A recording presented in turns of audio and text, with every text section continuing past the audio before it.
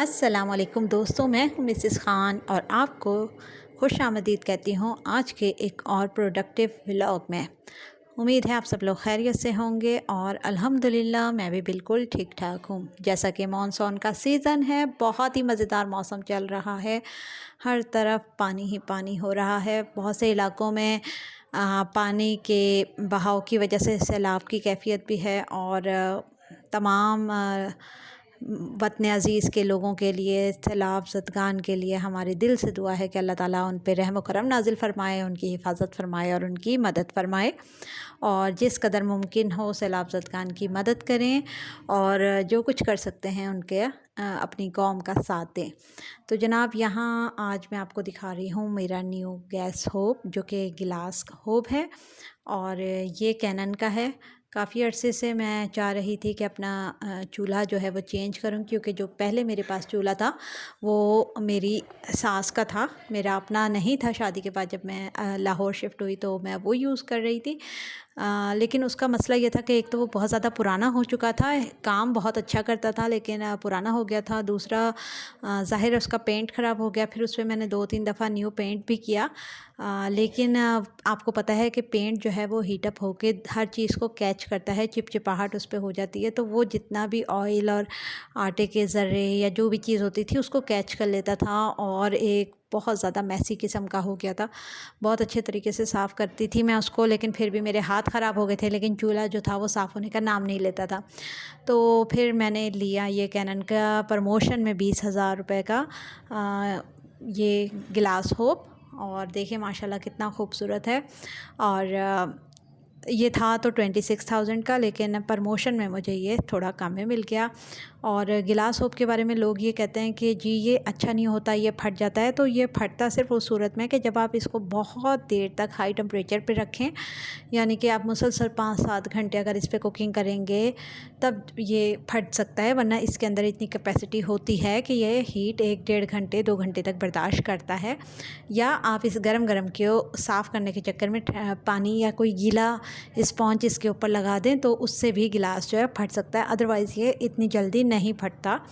तो जो छोटी फैमिली है हमारी तरह वो इसको आराम से यूज़ कर सकते हैं। तो जब मैंने सोचा कि गिलास होब को लगा लिया जाए, तो पहले मैंने किचन की तमाम बर्नियों को साफ़ कर लिया, मसाला जार जो भी थे उन सब को साफ़ किया और चमका लिया। और ये काम मैंने सुबह में नहीं किया, बल्कि मैंने रात के वक्त तमाम स्पाइसेस को प्यालियों में डाल के फ्रिज में रख दिया, ताकि बाहर कोई भी इन पे कीड़ा मकोड़ा ना आए और ये सेफ़ रहें। और सुबह रात को ही बर्नियों को अच्छे तरीके से गर्म पानी से और सर्फ़ के साथ वॉश कर लिया। और सुबह जब मैं उठी हूँ तो वो सब खुश्क मिली, किचन को अच्छी तरह नीट एंड क्लीन किया, फिर तमाम स्पाइसेस को उनके जार में डाला और उसके बाद अपने इस चूल्हे को मैंने ऑन कर लिया।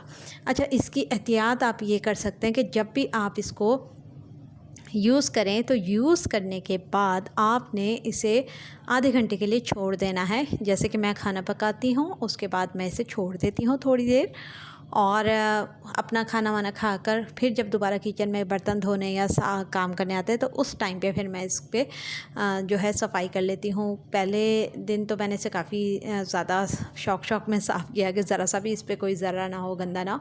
लेकिन फिर मैंने सोचा कि बार बार इसको ब्रश के साथ, साबुन के साथ धोने से बेहतर है कि मैं इसे टिशू से साफ़ करूँ। लेकिन फिर टिशू का ख़र्चा आपको पता है कि एक्सपेंसिव, हर चीज़ का हम थोड़ा थोड़ा करके ख़र्चा बढ़ाएँ, इससे बेहतर है कि हम थोड़ी समझदारी करें। तो जो मैश बैग्स आते हैं हमारे पास आजकल नॉर्मल मार्केट्स में, तो वो मेरे पास एक्स्ट्रा काफ़ी सारे रखे होते हैं, तो मैं उन्हें कटिंग करके टिशू की तरह से बना के रख लेती हूँ। और दोपहर और नाश्ते के बाद मैं वो इस पे अच्छे तरीके से खुश्क और गीला करके फेर देती हूँ और उसके बाद फिर मैं इसको रात में सोते हुए स्पॉन्ज से साफ़ करके फिर खुश्क कपड़े से साफ़ करके रखती हूँ, तो ये चमकता दमकता साफ़ सुथरा रहता है। अच्छा जी, फिर उसके बाद जब मैं ये किचन का काम कर रही थी तो मेरी बेटी लेकर आ गई अपने सारे कंघे के, जी मम्मा ये मेरे जो कॉम है ये सारे गंदे हो रहे हैं, आप इन्हें वॉश करके दें। और आप जानते हैं कि बच्चे जो है ना छोटे ज़िद करने पे उतर आते हैं, तो साथ ही मैंने बाल्टी रखी हुई थी, तो मैंने उसी वक्त इसके अंदर ये सारे अपने जो कॉम है इन्हें मैं वीकली या मंथली बेसिस पे साफ़ करती रहती हूँ। सो मैंने फ़ौरन से उसको साफ़ करके दे दिए। सारे घर के स्पून साफ़ हो चुके थे, कॉम साफ़ हो चुके थे, मसाला के जार साफ़ हो चुके थे और मेरा किचन साफ़ सुथरा अच्छा हो चुका था। और जैसे ही मैंने ये लगाया चूल्हा इस्तेमाल के लिए। अच्छा, ये मैंने लिया प्रमोशन में, दिसंबर में था, और मैं क्योंकि मेरा किचन बहुत छोटा सा है तो मैं परेशान हो रही थी कि मैं कैसे मैनेज करूँगी। ये चूल्हा बड़ा है, जगह घेरता है स्लैब पर, तो मैं बाकी स्पाइस जार वगैरह कैसे रखूँगी, क्या करूँगी। लेकिन मेरे हस्बैंड बहुत दिनों से मेरे पीछे लगे हुए थे कि नहीं जी, आपने ये लगाना है, यूज़ करके देखें, नई चीज़ ले ली है तो इसको यूज़ करें। तो फिर मुझे ये यूज़ करना पड़ा। और फिर ये है कि अभी मैंने स्पाइस जार के लिए कोई स्टैंड या कोई कैबिनेट वगैरह या रैक वगैरह मैं लूँगी, क्योंकि मेरे किचन में कोई कैबिनेट नहीं है तो मुझे काफ़ी प्रॉब्लम होती है। तो वो भी इंशाल्लाह जब मैं लूँगी तो आप लोगों के साथ शेयर करूँगी। और ये बातें तो आप सब जानते ही हैं कि किराए के घरों में जिस तरह का भी घर मिले उसमें गुजारा करना ही पड़ता है। और बस एक रिक्वेस्ट है तमाम मालिक मकानों से जो लाहौर में या जिस भी इलाके में हो, कि बराए मेहरबानी घर देते वक्त घर को इस काबिल ज़रूर बनाएं कि उसमें कोई भी खातून खाना बहुत ज़्यादा प्रॉब्लम का शिकार ना हो। किराया आप बहुत अच्छा लेते हैं और आजकल कहीं भी 20-25-30 हज़ार से कम के किराए नहीं हैं, और इस महंगाई के दौर में तो कम से कम घर देते वक्त आप उसको अच्छे तरीके से मेंटेन करके दें, ताकि रहने वालों को भी रहते हुए सुकून मुयस्सर हो और वो छोटी छोटी चीज़ों के लिए परेशान ना हो। तो बस नए चूल्हे का आगाज़ फिर मैंने किया मज़ेदार आलू मटर कीमे के साथ, और कीमा मेरे बच्चों को बहुत पसंद है मेरे हाथ का, तो मैंने वो बना लिया। अच्छा, एक चीज़ और है कि आज के व्लॉग में मैं आपको पिछले काफ़ी सारे दिनों की वीडियोस दिखा रही हूँ, क्योंकि मैं पहले सोच रही थी कि 14 अगस्त पर आप लोगों के साथ व्लॉग शेयर करूँगी। तो मैं शॉपिंग्स पे गई और सारे मॉल्स वगैरह देखे, वो सब शेयर करना था, लेकिन मसरूफ़ियत लाइफ में इस कदर हो चुकी है कि बिल्कुल वक्त नहीं मिलता। लेकिन मैं आप लोगों के साथ शॉर्ट्स की सूरत में टच में रही हूँ, और ये आप सब लोग जानते ही हैं। अच्छा, सबसे बड़ा जो मसला था ना कि मैं 14 अगस्त को जब मार्केट में गई हूँ, बड़े बड़े ब्रांड्स पे गई हूँ, शू मार्केट में गई हूँ, अच्छा कपड़े देखे हैं, सब पे ये था कि 50% तक ऑफ़ सेल है, 70% ऑफ़ है, 30% ऑफ़ है। लेकिन यकीन माने कि बहुत बड़ा फ्रॉड है। मैं हर शू पे गई हूँ, इंडियोर पे गई हूँ, बाटा पे गई हूँ, अच्छा हाश पपीज़ पे गई, तमाम जो जूतों की दुकानें हैं, कपड़ों की दुकानें हैं, वहाँ पर कहने को तो बहुत बड़ी बड़ी सेल हैं, लेकिन प्राइस वही थी। और क्योंकि मेरा रेगुलर मार्केट ही जाना होता है, मैं वॉक करने जाती हूँ तो मैं मोस्टली बाज़ार की तरफ ही जाती हूँ, तो मैंने देखा कि वही 5,000, 4,500, 7,000 तक के शूज़ हैं। तो फिर सेल किस बात की है। ये तो नहीं था कि आपने 10,000 वाला जूता 4,000 का कर दिया और 50% 60% ऑफ पे। तो ये था प्रॉब्लम असल में कि सेल के नाम पे एक बहुत बड़ा धोखा हो रहा है तमाम ब्रांड्स पे। जितने भी जे डॉट पे गए, अलकरम पे गए, खादी पे गए, गुल अहमद पे गए, सना सफ़ीना, साया, जितने भी ब्रांड्स हैं कपड़ों के, उन पर भी गए हैं, और ऑफ़ के नाम पर वही रेट थे। हाँ, बस एक साया पर ये था कि जो 2 पीस सूट थे वो 2,000 रुपये में 2 पीस, 1,800 रुपये में 2 पीस मिल रहा था। वो आम रूटीन में 2,400-2,500 तक का मिलता है। तो बस उसके बाद ये था कि मैं पूरी मार्केट में घूम फिर कर जब वापस आए तो फिर मैंने थोड़ा सा बाहर चाय वाय पी ली थी, और उसके बाद बच्चों ने कहा कि मम्मा आप जो है केक क्यों नहीं बनाती, पाकिस्तान की आज बर्थडे है। तो बस फिर उस दिन मैंने केक बनाया।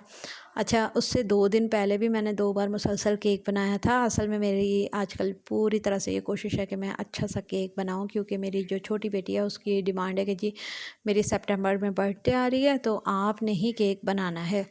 तो अब मैंने उसके लिए प्रैक्टिस करी थी, तो 2 दिन में जो केक बने, 1 दिन हार्ड हो गया और 1 दिन थोड़ा-सा उसमें कसर रह गई थी। लेकिन जब मैंने 14 अगस्त को केक बनाया तो माशाल्लाह बेहतरीन और परफेक्ट जो है स्पॉन्ज केक बना, वनीला का मैंने बनाया था। और बच्चों की डिमांड होती है तो ज़ाहिर है माँ बाप का तो यही सबसे पहला वो होता है कि भाई हम अपने बच्चों को उनकी ख्वाहिशात को ज़रूर पूरा कर सकें। उनकी मतलब हर ज़रूरत को पूरे करते करते हमारा बस दिल नहीं भरता। तो बस मैंने भी सोचा कि क्यों ना, मेरी छोटी बेटी ने कहा है तो मैं उसके लिए प्रैक्टिस करूं। तो बस केक बनाया तो बहुत ही अच्छा बन गया था। उसके बाद हम दोबारा से एक राउंड लेने के लिए घर से बाहर गए हैं, तो फिर वहाँ पर मैंने कुछ चाय वगैरह इंजॉय की थी। अच्छा, पिछले कुछ दिनों में ऐसा रहा है कि मैंने नोटिस किया कि हमारे बहुत सारे व्लॉग्स मैंने अपनी पाकिस्तानी यूट्यूबर्स के देखे हैं, और किसी ने अपने एक्सपीरियंस शेयर किया कि जी ग्लास होप जो है वो बेहतर नहीं होता, और जो मेटल वाला होता है वो बेहतर होता है। मेटल वाला ठीक है कि देर पा होता है, मज़बूत होता है और हीट इतनी जल्दी नहीं पकड़ता, लेकिन मेटल वाले चूल्हे का ये मसला है कि जब एक दफ़ा वो गंदा होने लग जाता है तो उस पर पूरा फिर वो निशान पड़ जाता है मेटल के ऊपर। शीशे का ये है कि वो इजीली सफाई उसकी हो जाती है, उसके लिए आपको एक्स्ट्रा क्लीनर नहीं ख़रीदने पड़ते, उसके लिए आपको एक्स्ट्रा एफ़र्ट्स नहीं करनी पड़ती, बस आप डेली उसको सुबह शाम साफ़ करें तो आपका चूल्हा साफ़ रहता है। तो यहाँ ये मार्बल केक जो है मैंने बनाया था और इसमें जो है बिल्कुल थोड़ी सी कसर रह गई थी। और ये फिर है स्पॉन्ज केक वनीला का, और ये परफेक्ट बना था। तो इसलिए मैं ये कहूँगी कि वो ख़वातीन जो कि कोशिश करती रहती हैं अपनी तरफ से, तो वो उनकी कोई ना कोई चीज़ जो है परफेक्ट हो ही जाती है। कभी भी ये नहीं सोचना चाहिए कि हम कर नहीं सकते। उसके बाद था मैसी किचन, बहुत ज़्यादा बर्तन वगैरह जमा हो चुके थे तो ये मैंने साफ़ किए। अच्छा, ऐसा है कि सबसे आसान टिप मैं आपको आज देती हूँ कि मैं जो है ना कि घर के किसी काम से परेशान नहीं होती, जितना मर्ज़ी काम हो मैं परेशान नहीं होती, मैं थकती नहीं हूँ। उसकी वजह क्या है? उसकी वजह यह है कि मैं कामों को अपने सर पे सवार नहीं करती। मैंने बहुत से यूट्यूबर्स को देखा है कि वो कह रहे होते हैं कि जी अगर हम सुबह-सुबह उठ जाएँ, अपने दिन को प्रोडक्टिव बना लेते हैं। ठीक है, सुबह और जल्दी उठना दिन में बरकत लाता है, लेकिन अगर आप देर से भी उठते हैं तो आप ये ना करें कि जी मेरे सर पे तो बहुत काम है। जब आप कामों का इशू बना लेते हैं, किसी भी काम को नापसंद कर रहे होते हैं, किसी भी काम को बहुत सी ख़वातीन जो है हवा भी बना लेती हैं, यानी कि बार-बार उसको हाय मैंने रोटी बना ली, हाय मैंने बर्तन धो लिए, इस तरह नहीं करना है। अच्छा, मैं कभी भी कामों से नहीं घबराई हूँ, हालाँकि मैंने शादी से पहले घरेलू ज़िम्मेदारियाँ इतनी नहीं उठाई थी, और बिल्कुल हर काम के लिए हमारे घर में जो थे वो सर्वेंट्स होते थे, लेकिन ये था कि खाना कभी अम्मी बनाती थी और कभी मैं, क्योंकि अम्मी अक्सर बीमार हुआ करती थी और मैं बिल्कुल हल्का-फुल्का सा बना लिया करती थी। लेकिन इस कदर मैंने उस वक़्त भी ज़िम्मेदारी का बोझ जो है अपने ऊपर समझा नहीं, यानी कि अगर मुझे कोई काम मिल गया तो ठीक है, नहीं तो मैं उसके लिए परेशान नहीं होती थी। लेकिन शादी के बाद क्योंकि एक बड़ी बहू और इकलौती बहू की हैसियत से जब मुझे घर सँभालना पड़ा, तो शुरू-शुरू में तो मैं परेशान हुई थी कि मैं अब किस तरह मैनेज करूं, क्योंकि मेरी नींद पूरी नहीं होती थी। माहौल बिल्कुल डिफरेंट था, ज़िम्मेदारियां बहुत थी, और ज़ाहिर है एक इंसान घर का छोटा हो और फिर दूसरे घर में उसको बहुत बड़े उस पे बिठा दिया जाए कि बड़ी बहू है, उसकी ज़िम्मेदारियां भी बहुत ज़्यादा हैं और बस सब कुछ उसी ने मैनेज करना है, लेकिन उसकी कोई मर्ज़ी नहीं है, तो फिर वो एक इंसान के लिए डिफ़िकल्ट हो जाता है। लेकिन वहाँ भी मैंने चंद दिनों के अंदर अपने आप को सेट कर लिया और मैंने काम करना शुरू कर दिया। मुझे पता था कि मेरी ज़िम्मेदारी है, बर्तन धोना मैं धो रही हूँ, खाना पकाना मैं पका रही हूँ, कपड़े धोना मैं धो रही हूँ। तो मैंने अपनी ज़िम्मेदारियों को अपने सर पे सवार नहीं किया, बल्कि एक हँसते खेलते रूटीन वर्क के तौर पर उस सब को मैंने अपनाया और फिर मैंने उन कामों को बहुत आसानी से किया। अभी भी मैं देखती हूँ कि मैं जब काम करने खड़ी होती हूँ, किचन में जाऊँ, बस आधा एक घंटा लगता है, खाना भी पक जाता है, बर्तन धुल जाते हैं, किचन की सफाई भी हो जाती है। कमरे में आऊँ तो फ़ौरन से कमरा 5 मिनट के अंदर सेट हो जाता है। कपड़े इस्त्री करने हैं तो इकट्ठे 5-7 सूट करके रख दिए। काम को कभी भी अगर आप बर्डन नहीं समझेंगे तो आपकी ज़िंदगी जो है बहुत आसान हो जाएगी। काम को एंजॉय करके करें। देखिए, अगर हम घरेलू ख़वातीन घर का काम ना करें, चले हेल्पर्स हों तो बहुत अच्छी बात है, लेकिन जितनी महंगाई है, हर मिडिल क्लास फैमिली में मेड्स नहीं रखी जा सकती, ज़्यादा से ज़्यादा हम सफाई की रख लेते हैं। तो फिर हम क्या कर सकते हैं कि हम उस काम को एंजॉय करते हुए करेंगे तो हमारा मूड भी अच्छा रहेगा, दिन भी खुशगवार गुजरेगा। पॉजिटिविटी की तरफ आएँ, काम जल्दी हो जाता है, आप ख़ुद को हेल्दी और एक्टिव समझेंगे, और जितना आप घर के कामों में इन्वॉल्व रहेंगी, मसरूफ़ रहेंगी, आपके ज़हन में नेगेटिविटी नहीं आएगी और आपका वेट नहीं इंक्रीज़ होगा। आप अपने आप को भी तवज्जो दें, बाहर के खानों को एंजॉय करें, लेकिन कम से कम, क्योंकि मैंने अभी लाहौर में मैं हमारे मॉडल टाउन में एक है फ़ास्ट फूड की शॉप, और वहाँ पे पता चला है कि मुर्दा मुर्गियों का वो खिला रहे थे, बड़ी फ़ेमस है, तो उसको सील कर दिया गया, लेकिन 1 हफ़्ते बाद ही वो दोबारा काम करना शुरू हो चुकी है। तो मैं बड़ी हैरान थी कि लोग किस तरह से अपना ज़मीर बेच देते हैं चंद पैसों के चक्कर में। वो मुसलमान मुल्क में होते हुए हलाल और हराम की तमीज़ नहीं कर रहे हैं। इस बारे में आपके क्या ख़यालात हैं, कमेंट में ज़रूर बताइएगा, और किस कदर आप लोग बाहर के खानों को प्रेफर करते हैं ये भी बताइएगा। तो मेरी तो यही कोशिश होती है कि जिस कदर मुमकिन हो मैं घर का ही खाना खाऊं, बाहर का इतना ना खाऊं। लेकिन यह है कि कभी कभार अगर शॉपिंग पे गए हैं और कुछ भूख लगी तो फिर मेरी ये कोशिश होती है कि गोश्त वाली कोई चीज़ ना हो, क्योंकि हलाल हराम की तमीज़ मेरे ख़्याल से यहाँ पे लोग भूलते जा रहे हैं अपने कारोबार के चक्कर में। तो ज़्यादा से ज़्यादा मैं ये करती हूँ कि चना चाट वगैरह खा लेती हूँ, या फ्रूट सैलेड ले लेती हूँ, या फिर मैं इस तरह कोई चाय कॉफ़ी वगैरह बाहर जो है इजीली इंजॉय कर लेती हूँ, और वो भी साफ़ सुथरी जगह हो। तो अदरवाइज़ मेरी यही कोशिश होती है कि मैं घर आऊँ और घर आकर जो है अपना मील इंजॉय करूँ। तो फिर जब बाहर निकलते हैं तो फिर वापसी में बच्चों के लिए कुछ आइसक्रीम वगैरह भी लेनी ज़रूरी होती है, क्योंकि बच्चे ये कहते हैं कि मम्मा आप चली जाती हैं और फिर हम रह गए। तो फिर यही होता है कि उनके लिए आइसक्रीम और कुछ फ्रूट्स वगैरह ले आते हैं। और मार्केट में आजकल अमरूद बहुत अच्छे आए हुए हैं, और अमरूद डाइजेशन के लिए बहुत अच्छे हैं। तो अपनी लाइफ में प्रॉपर फ्रूट्स शामिल कीजिए, दोपहर के वक्त अनाज या गोश्त वगैरह शामिल कीजिए, और रात के वक्त बिल्कुल लाइट सा खाना हो, जैसे एक आधी चपाती या फिर चावल जो कि हल्के मसाले में बने हुए हो। तो जनाब बस यहाँ पे मैं बनाने लगी थी अरवी का सालन। और अरवी जो है हमारे जोड़ों के लिए बहुत अच्छी है। हमारे जो घुटनों में आवाज़ें आती हैं, हमारी हड्डियों में जो दर्द रहता है, इसकी जो लैस है वो हमारी हड्डियों का गूदा पैदा करने में अहम किरदार अदा करती है। तो अरवी और भिंडी जैसी चीज़ों को अपनी डाइट में ज़रूर शामिल करें, बेशक हफ्ते में एक बार ही सही, लेकिन सीज़नल सब्जियों को भी अपनी डाइट में ज़रूर शामिल करें। अच्छा जी, अब यहाँ पर मैं आपसे अपना एक सीक्रेट हेयर ऑयल शेयर कर रही हूँ, जो कि मेरे हेल्दी बालों का राज है। तो यहाँ मैंने लिया है 1/2 लीटर सरसों का तेल। इसके अंदर मैं चंद इंग्रेडिएंट डालूँगी, उसको इस्तेमाल कैसे करना है ये भी मैं आपको बताती हूँ। और अगर आप इसको इस्तेमाल करेंगे तो यकीनन आप 1 से 2 माह के बाद मुझे इसके फ़वाइद से खुद आगाह करेंगे। आप बताइएगा कि आपको ये रेमेडी कैसी लगी। तो इसमें मैं डाल रही हूँ 1 टेबल स्पून भर के कलौंजी का, 2 टेबल स्पून मेथी दाना, एक दरमियाने साइज़ की प्याज है जो छिलकों समेत और जड़ समेत मैंने इधर काट के रख ली है मोटी मोटी सी, और 8 से 10 लहसुन के जवे हैं, और 1 टेबल स्पून ही लौंग है। अच्छा, बारिश हो रही थी बाहर तो मैं नीम के पत्ते नहीं मंगा सकी फ्रेश, वरना आप 1 मुट्ठी इसमें नीम के पत्ते भी ऐड कर सकते हैं। वो आपके बालों को एंटीबैक्टीरियल एंटी फंगल प्रॉपर्टीज़ की वजह से जुओं से, खुश्की और सिकरी से और हर किस्म के इन्फेक्शन से महफूज रखेगा। तो जैसे ही ऑयल नीम गर्म हुआ तो मैंने इसमें ये तमाम इंग्रेडिएंट डाल दिए हैं। इनको अब मैंने बिल्कुल दम वाली आंच पे पकने के लिए छोड़ दिया है। तकरीबन 40 से 45 मिनट के अंदर अंदर ये ऑयल जो है अच्छे तरीके से पक के तैयार हो जाएगा, और तमाम जो इंग्रेडिएंट हैं वो इसमें जल जाएंगे, काले हो जाएंगे। जब बिल्कुल जल जाएं तो फिर आप समझ जाइएगा कि आपका हेयर ऑयल तैयार हो गया। फिर आपने क्या करना है, या आप देख सकते हैं कि बिल्कुल दम वाली आंच है, ठीक है। अच्छा, फिर आपने क्या करना है कि आपने इसको छान कर रख लेना है, ठंडा होने देना है, और ठंडा होने के बाद आपने इसको छान कर किसी एयर टाइट कंटेनर में डाल के रख लेना है।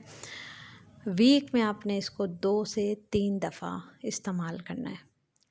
2 से 3 दफ़ा इस्तेमाल करें। 1 घंटा भी अगर आपके बालों में लगा रहा तो वेल एंड गुड है। उसके बाद आप किसी भी माइल्ड शैम्पू से इसको वॉश कर लें, सर को साफ़ कर लें। अच्छा, दूसरा ये है कि अगर आप चाहें तो शावर कैप पहन लें और ओवरनाइट के लिए इसको लगा लें। लगाया, शावर कैप पहनी, पूरी रात के लिए आप इसको लगा के सो गए, बेहतरीन नताइज मिलेंगे। बालों का टूटना, गिरना, झड़ना, बालों का जिनके बालों की ग्रोथ नहीं होती वो भी, मेरे बाल पिछले कुछ दिनों में बहुत गिर रहे थे, तो इस ऑयल को बनाने के बाद जो है परफेक्ट हो चुके हैं माशाल्लाह से। बालों का बहुत अच्छी लेंथ हो चुकी है। तो आप इसको ज़रूर ट्राई कीजिएगा। तो उम्मीद करती हूँ कि वीडियो आपको पसंद आई होगी। यही था बस मेरा आज का व्लॉग। नेक्स्ट व्लॉग तक के लिए दीजिए मुझे इजाज़त। अल्लाह हाफ़िज़।